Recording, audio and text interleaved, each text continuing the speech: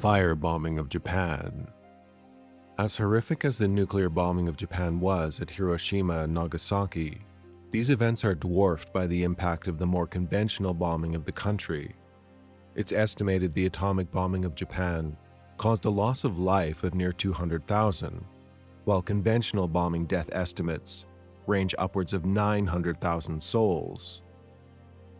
Estimates of the loss of life from both nuclear and conventional bombing can vary significantly, and these variants underscore the tragedy of what it means to bomb civilians.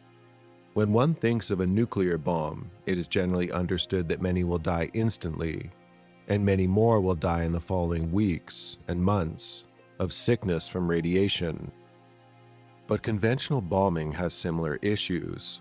Bombing destroys the infrastructure required to process and distribute food and water, as well as the infrastructure that treats waste.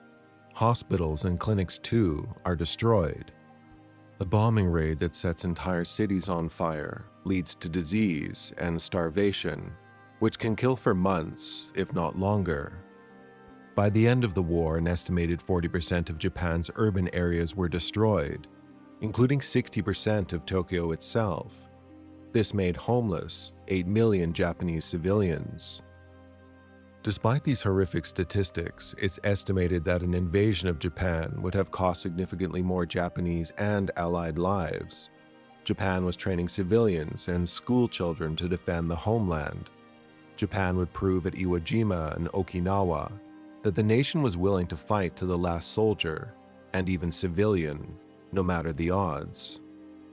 At Okinawa, tens of thousands of non-uniformed Japanese civilians were drafted to fight and work, which contributed to the high level of civilian deaths during the battle. Japanese propaganda convinced thousands of locals that it was better to die than be captured by an American. Overall, about one-third of the island's civilian population of 350,000 died during the capture of the island. Japan's World War II civilian population was around 72 million. A third of this would be 24 million. Mainland Japan further had 6 million soldiers, ready to give their lives for the cause. The bombing of Japan was meant to be intense and horrific, a form of shock and awe. America wanted to not just destroy Japan's ability to make machines of war, but destroy Japan's will to fight. The single most destructive aerial bombing raid in human history took place on the night of March 9, 1945.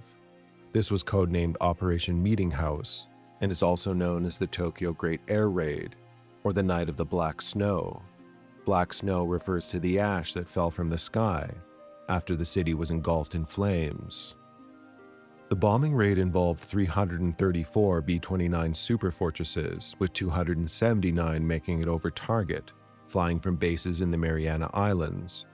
The first B-29s acted as pathfinders, dropping bombs in a large X pattern centered around a densely populated city area near the docks in both Koto and Chuo city wards. A flaming X formed for the following bombers. A city of 4 million turned into a glowing target.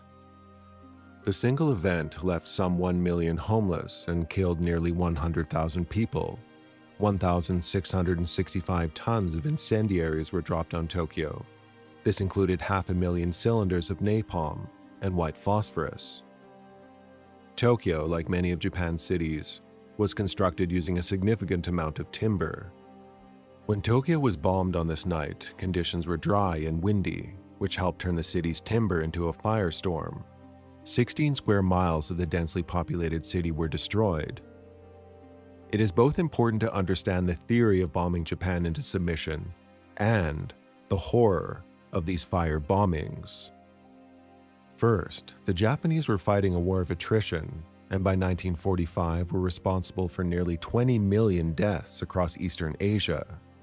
This was total war for Japan, and Japan was willing to trade an enormous amount of life for victory, no matter how hollow. Bombing Japan at such a scale was not about revenge, but forcing surrender. However, it's important to know how innocent civilians suffered, as it was their lives that were taken that ultimately ended the war.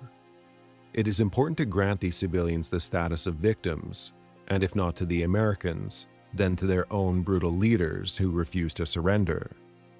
The firebombings of Japan and Tokyo have been the center of many stories and movies. Some find it offensive that the Japanese paint themselves as victims this way. But it is the victims who truly own these stories. Stories of Japanese war crimes and brutality are best told by the Chinese, the Allies, the Southeast Asians, as they have been told hundreds of times. As such, it is okay for the Japanese to tell their own stories of suffering, particularly if this leads to questions about the origin of the war. What is most important is that Japanese culture opens up to hearing stories and movies from other countries. Notably, Japanese movies have cemented a deep anti-war culture in Japan, even if there is some highly valid criticism that Japan does not fully teach the scope of its brutal and aggressive history. In perspective, other nations have over-glorified their World War II victories, leading to ultra-nationalism and modern war in Europe, while Japan still remembers the fire. The firebombing of Tokyo melted people and suffocated people. Temperatures during the firestorm reached 1,000 degrees Celsius in some areas. Glass from windows liquefied and rained down on people. After the war, the ashes of 105,400 people were interred at Sumida Ward in Yokomichio Park, where a memorial is dedicated to the victims. In the Koto ward of Tokyo, a library exists called the Center of the Tokyo Raids and War Damage, containing survivor accounts and testimony. It may also surprise some that memorials also exist dedicated to fallen American aircrew, as many Japanese view the Americans as having liberated their country from tyranny despite the bombings. Today, the Tokyo government has released and put on display video testimony of the horrors of the bombings in response to Russia's invasion of Ukraine. One testimony from a 15-year-old boy: "I left my house in the Chuo district and looked east. All of Sumida district and Koto district was engulfed in red. The next morning, my eyelashes were all burnt. I couldn't open my eyes."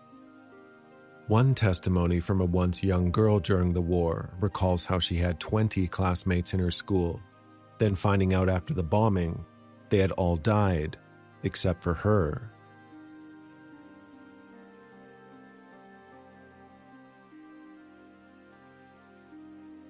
Alright, I'm Johnny. Thank you for watching. Sorry this one was a bit depressing, but these subjects are important. If you want to support the channel, do hit the like button, and I do promise I'll try to make a video on a cooler subject in the next one. Anyway, do take care, and have a nice rest of your day.